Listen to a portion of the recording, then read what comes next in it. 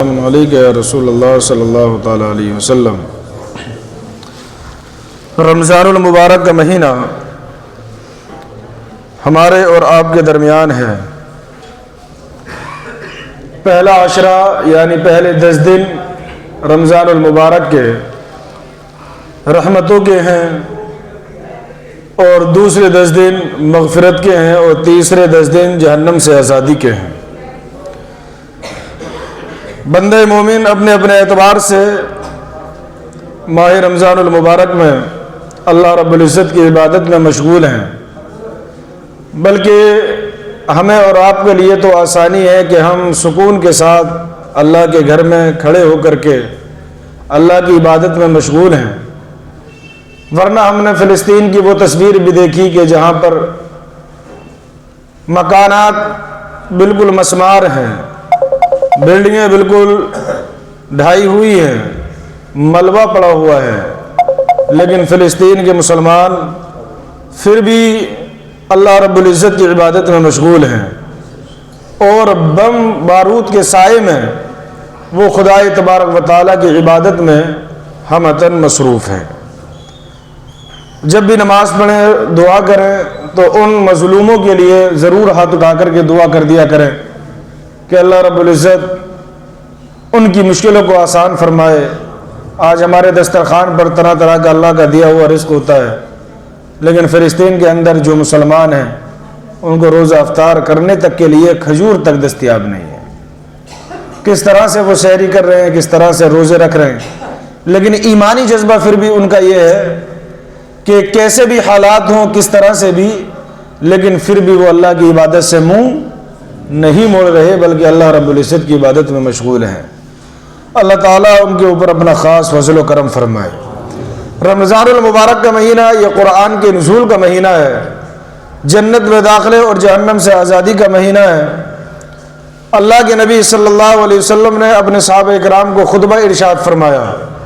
اور خطبے میں فرمایا، اے لوگو، تم پر بڑے مرتبے والا مہینہ سایہ فگن ہونے والا ہے، اور وہ بہت برکت والا مہینہ ہے۔ اس مہینے میں ایک رات ایسی ہے جو 1000 مہینوں سے بہتر ہے۔ یعنی اللہ کے نبی صلی اللہ علیہ وسلم نے شب قدر کا ذکر فرمایا، یعنی رمضان المبارک میں ایک رات ایسی ہے جو 1000 راتوں سے 1000 مہینوں سے بہتر ہے۔ آپ اور ہم اندازہ لگائیں کہ اسی مہینے کے اندر اگر کوئی بندہ اگر فرض نماز ادا کرتا ہے تو اللہ رب العزت اس کو 70 گنا زیادہ ثواب عطا فرماتا ہے۔ اس مہینے میں اگر کوئی بندہ نفل پڑھتا ہے تو اللہ تعالیٰ اس کو فرض پڑھنے کا ثواب عطا فرماتا ہے۔ اللہ رب العزت نے اس مہینے کا نام صبر کا مہینہ بھی رکھا ہے، اور قرآن پاک کے اندر ہے، ان اللہ مع الصابرین، بے شک اللہ صبر کرنے والوں کے ساتھ ہے۔ یعنی انسان روزہ رکھتا ہے، کھانے پینے سے باز رہتا ہے، صبر کرتا ہے، تو اللہ رب العزت نے صبر کا بدلہ جنت رکھا ہے کہ جو بندہ بھی صبر کرے گا، خالق کائنات نے فرمایا میں اس کو جنت عطا کروں گا۔ ایسے یہ مہینہ غمخواری کا ہے، ہمدردی کا ہے، غریبوں کی ہمدردی اور بے شمار پریشان حالوں کی پریشانیوں کو اس مہینے کے اندر دور کیا جاتا ہے۔ سب سے بڑی بات، آج ہم اور آپ روزہ افطار کرتے ہیں، بہت سارے اندھے ایسے بھی ہیں اللہ نے ان کو بہت چیزوں سے نوازا تو ہے، لیکن کبھی توفیق نہیں ہوتی کہ ان کے دسترخوان پر آ کر کے کوئی بندہ ایک گھونٹ پانی اور چند کھجوریں بھی تناول کر سکے۔ روزہ افطار کرانا چاہیے۔ اگر اللہ نے اتنی دولت دی ہے، اور دولت بھی نہیں دی ہے نا، تو کم سے کم اتنا تو ہے کہ ہر بندہ آج کے دور میں کم سے کم پانی کا گلاس خریدنے کی تو طاقت رکھتا ہی ہے۔ کھجور کی نہ رکھتا ہو لیکن پانی کے گلاس خریدنے کی تو طاقت رکھتا ہے، اور پانی تو فری میں دستیاب ہے۔ اگر محبت سے فری میں بھی کسی کا روزہ افطار کرا دے گا تب بھی اللہ ثواب عطا فرمائے گا۔ اور دیکھیں کتنے محروم رہتے ہیں وہ کہ ان کے پاس دولت کی فراوانی تو ہوتی ہے، لیکن پھر بھی وہ کسی روزہ دار کو افطار نہیں کراتے۔ بڑا ان کے لیے یہ احادیث کریمہ اس بات پر دلالت کرتی ہیں کہ اگر بندہ ایسا ہے تو اللہ رب العزت کے فضل سے اسے روزہ افطار کرانا چاہیے۔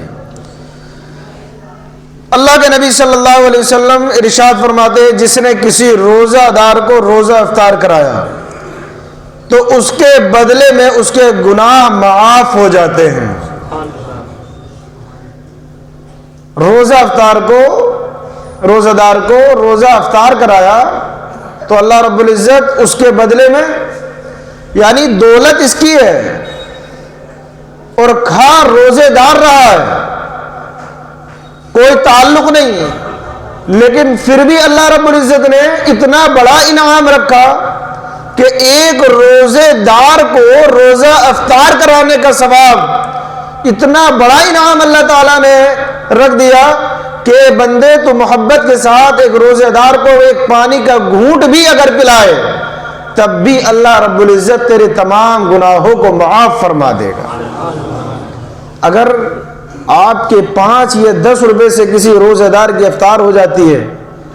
اور آپ کی زندگی کے سارے گناہ معاف ہو جاتے ہیں، فائدے کا سودا ہے گھاٹے کا؟ فائدے کا ہے نا۔ رمضان کے علاوہ یہ فائدہ ملے گا رمضان میں، اسی لیے کوشش کیا کریں گھر کے باہر گلی میں یہ ایسے افراد جن کے گھروں کے اندر افطار کا سامان نہیں پہنچتا اور بیچارے وہ کسی سے کہہ نہیں پاتے، آپ اپنے پڑوس میں دیکھیں کوئی ایسا تو نہیں ہے کہ رمضان میں کسی کے گھر کا چولہا نہ جل رہا ہو، کوئی ایسا تو نہیں ہے کہ جو اپنی مفلسی اور تنگی کی بنیاد پر، آپ کے دسترخوان پر تو طرح طرح کے فروٹ سجے ہیں، طرح طرح کی افطاری سجی ہے، لیکن آپ کا پڑوسی ایسا تو رہی کہ جسے روزہ افطار کرنے کے لیے کھجور بھی دستیاب نہ ہو۔ اپنے محلے میں، اپنے پڑوس میں ایسے افراد کو دیکھیں، ورنہ وہ آپ کا کھانا، اگر آپ کا پڑوسی اگر بھوکا ہے اور آپ پیٹ بھر کر کے روزہ افطار کر رہے ہیں، آپ پیٹ بھر کر کے سحری کر رہے ہیں، تو وہ آپ کا کھانا ایسا کہ آپ کا پڑوسی بھوکا سو رہا ہو، اس کے بچے یہ رمضان کے مہینے میں دوسروں کے ہاتھوں میں پھلوں کی تھیلیاں تو دیکھ رہے ہوں، لیکن وہ اندر اندر کشمکش میں ہو کہ کاش ہمارے گھر بھی کوئی پھل کی تھیلی لے آتا۔ اگر اللہ نے توفیق دی ہو تو ایسے افراد کو تلاش کرو اور دیکھو،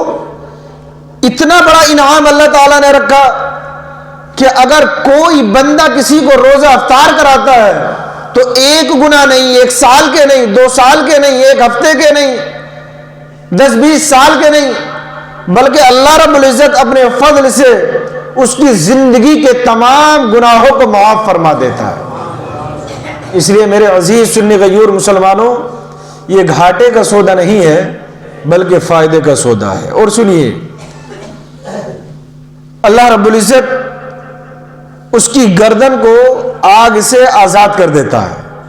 یعنی کوئی کسی کو روزہ افطار کراتا ہے تو اللہ رب العزت اس کے لیے جہنم کو حرام کر دیتا ہے، اور فرمایا کہ جس نے کسی کا روزہ افطار کرایا تو اس کے بدلے میں روزہ افطار کرنے والے کو جتنا ثواب ملتا ہے اتنا ہی ثواب روزہ افطار کرانے والے کو ملتا ہے۔ روزہ اس کا بھوکا ہو رہا لیکن کرایا کسی دوسرے پرسن نے، اور وہ جس نے کرایا اس نے اپنا مال دیا، لیکن روزہ افطار کرنے والے نے روزہ افطار کیا تو اللہ رب العزت روزہ افطار کرانے والے کو اتنا ہی ثواب عطا فرماتا ہے کہ جتنا ثواب اس روزہ افطار کرنے والے کو ملتا ہے۔ اور سونے پہ سہاگا یہ ہے کہ روزہ افطار کرنے والا جو ہے، جو روزہ افطار کر رہا ہے، اس کے ثواب میں ذرہ برابر بھی کمی نہیں کی جاتی ہے۔ اللہ رب العزت جتنا اس کو عطا فرماتا ہے اتنا ہی ثواب روزہ افطار کرانے والے کو عطا فرماتا ہے۔ ایسے ہی صحابہ کرام رضوان اللہ تعالی علیہم اجمعین نے اللہ کے نبی صلی اللہ علیہ وسلم کی بارگاہ میں عرض کی، یا رسول اللہ، صحابہ کرام کتنے بھولے بھالے سیدھے سادے تھے، اگر کوئی بات سمجھ میں نہ آتی تو پیارے آقا صلی اللہ علیہ وسلم کی بارگاہ میں پوچھ لیا کرتے تھے کہ حضور یہ بات ہمیں سمجھ میں نہیں آ رہی ہے۔ آج ہمارا اور آپ کا حال تو یہ ہے کہ اگر ہماری نماز غلط ہوتی رہے تو ہوتی رہے، لیکن پوچھنے کے لیے نہیں جائیں گے،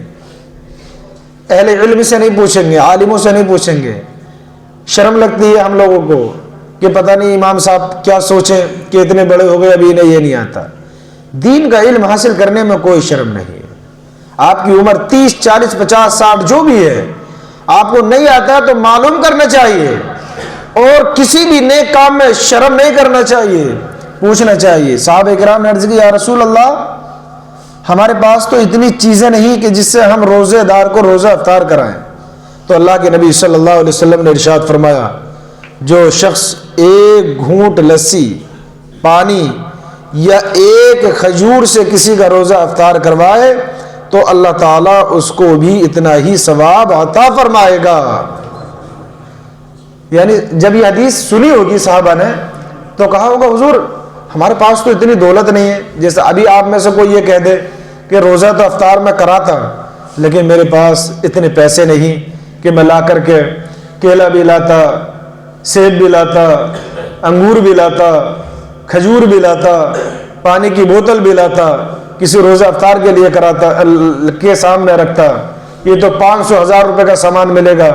اتنے میرے پاس حالات نہیں کہ میں کر سکوں۔ حدیث تو سنی، دل میں جذبہ تو پیدا ہوا کہ ہاں روزہ افطار کراؤں گا، لیکن دل میں کشمکش یہ ہے کہ ہاں اتنا میرے پاس وسعت نہیں ہے۔ تو صحابہ کرام نے بھی حضور سے کہا یا رسول اللہ ہمارے پاس تو اتنی چیزیں ہوتی نہیں ہیں، تو کیا ہمیں ثواب نہیں ملے گا؟ میرے نبی کسی کو محروم نہیں کرتا۔ دھارے چلتے ہیں عطا کے وہ ہے قطرہ تیرا، تارے کھلتے ہیں سخا کے وہ ہے ذرہ تیرا۔ کیونکہ اللہ کی بارگاہ میں دولت نہیں دیکھی جاتی، انسان کی نیت اور دل دیکھا جاتا ہے۔ جس کی نیت اچھی ہوتی ہے وہ بندہ اللہ رب العزت کے قریب ہوتا ہے۔ میرے نبی نے ارشاد فرمایا میرے صحابہ سنو، اگرچہ تمہارے پاس دولت نہیں ہے غمزدہ مت ہو کہ دوسرے کے پاس ہے تو وہ اس کو کر کر کے ثواب پالے گا، تمہارے پاس نہیں ہے نا، کسی روزے دار کو ایک کھجور یا پانی کا ایک گھونٹ پلا دو، اللہ رب العزت تمہیں اتنا ہی ثواب عطا فرمائے گا۔ آپ خود اندازہ لگاؤ کہ کتنی بڑی سعادت اللہ کے نبی صلی اللہ تعالی علیہ وسلم نے بیان فرمائی۔ اور دیکھو اللہ کے نبی آگے ارشاد فرماتے ہیں صلی اللہ علیہ وسلم جو روزے دار کو پیٹ بھر کے کھلا دے، یہ تو ایک کھجور یا ایک گھونٹ پانی پلانے کا ہے، فرمایا جو روزے دار کو پیٹ بھر کر کے کھلا دے تو اللہ تعالیٰ اسے حوض کوثر سے سیراب کر دے گا۔ حوض کوثر کیا ہے؟ ایک حوض ہے کوثر کا کہ جو اللہ رب العزت نے جنت میں بنایا ہے۔ تو دنیا کے اندر اگر کوئی کسی روزے دار کو پیٹ بھر کر کے کھلاتا ہے، اب کھلانے کا مطلب کئی طرح سے ہے میرے عزیزو، کوئی بیچارہ غریب ہے کہ جس کے گھر میں راشن نہیں ہے، جس کے گھر میں کھانے کے لیے نہیں ہے، آپ اس کے گھر میں 5 دن کا راشن بھجوا دو، آپ اس کے گھر میں 3 دن کے روزہ افطار کے لیے کوئی سامان بھجوا دو۔ ایک کچھ ایسے لوگ ہوتے ہیں جو اپنے عزت کو چھپاتے ہیں بیچارے۔ ایک تو وہ ہوتا ہے جو ڈائریکٹ کسی سے مانگ لیتا ہے، مسجد میں آ کے اعلان کر دے گا، آپ کے گھر پر چلا جائے گا مانگنے کے لیے، تو اس کے لیے تو آسانی ہوتی ہے کہ وہ اپنا کسی سے بھی دست سوال کر سکتا ہے۔ لیکن ایک بیچارہ وہ ہوتا ہے کہ جسے ضرورت تو ہوتی ہے لیکن وہ کسی کے سامنے ہاتھ نہیں پھیلاتا۔ ایسے لوگوں کی تعداد زیادہ ہوتی ہے اور وہ اپنی عزت کی حفاظت کے لیے کسی سے سوال نہیں کرتے، تو آپ ان کو جتا کر کے نہ دو بلکہ تحفتاً دے دو، آپ ان کے گھر پہ کسی اور کے ہاتھ بھجوا دو کہ اس کو پتہ بھی نہ چلے کہ کس نے دیا۔ ایسے افراد کو تلاش کر کے ان کے یہاں پر پہنچانا، یہ تمام حدیثیں جو اس بات پر دلالت کرتی ہیں انشاءاللہ العزیز اللہ رب العزت اس کا ثواب آپ تمام کو عطا فرمائے گا۔ اس لیے خلوص و نیت کے ساتھ، اور پھر ثواب کتنا بڑا، حوض کوثر تو جنت میں ایک اسپیشل پانی ہے، ایک اسپیشل حوض ہے جو اللہ رب العزت نے تیار کیا ہے، اس کا پانی اور اس میں کئی ساری نہریں ہیں، جو اس سے پی لے گا وہ کبھی پیاسا نہیں ہوگا، تو اللہ رب العزت اس حوض سے اس بندے کو عطا فرمائے گا۔ اللہ اکبر کبیرہ۔ اس لیے جب بھی موقع ملے تو آپ حضرات روزے دار کو روزہ افطار کرائیں۔ اور آپ نے سنا کہ اس مہینے کا پہلا عشرہ رحمت کا ہے، دوسرا مغفرت کا ہے، اور تیسرا جہنم سے آزادی کا ہے۔